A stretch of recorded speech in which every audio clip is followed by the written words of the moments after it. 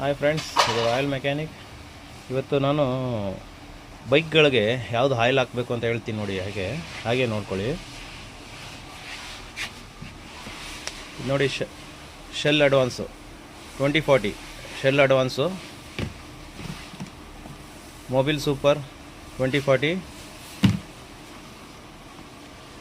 Castrol active 2040,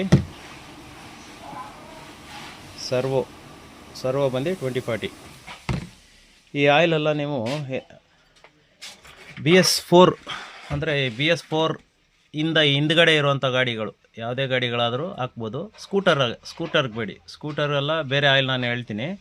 ಇದು ಬಂದು ಬೈಕ್ಗಳು 100cc ಬಿಫೋರ್ 100cc ಒಳಗಡೆ ಇರೋಂಥ ಗಾಡಿಗಳಿಗೆ, 100cc ಮೇಲ್ಗಡೆ ಇರೋಂಥ ಗಾಡಿಗಳಿಗೆ ನಾನು ಬೇರೆ ಹೇಳ್ಕೊಡ್ತೀನಿ. ಆ ಆಯಿಲ್ ಹಾಕ್ಕೊಳ್ಳಿ, ಸರಿನಾ? ಬಟ್ ಈ ಆಯಿಲ್ ಇಂಜಿನ್ ಆಯಿಲ್ ಹಾಕಿದ್ರೆ ನೀವು ಹೆಚ್ಚು ಕಡಿಮೆ ಒಂದು 2000ದಿಂದ 2500 ಕಿಲೋಮೀಟ್ರ್ ಒಳಗೆ ಆಯಿಲ್ ಚೇಂಜ್ ಮಾಡಿಸ್ಬೇಕು. ಅದಕ್ಕೆ ಮೇಲೆ ನೀವು ಓಡಿಸಿದ್ರೆ ಗಾಡಿ ಇಂಜಿನ್ ಹೀಟ್ ಆಗೋದು ಆ ಥರ ಎಲ್ಲ ಆಗುತ್ತೆ.